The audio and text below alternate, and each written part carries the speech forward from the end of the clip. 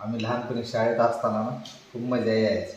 आणि मग मला वाटते आम्हाला 5वी-6वीला असताना ना गुरुजींनी एकदा प्रश्न विचारला होता. तेव्हा ना पूर्वी कसं असायचं, शास्त्रीय कारणे लिहा.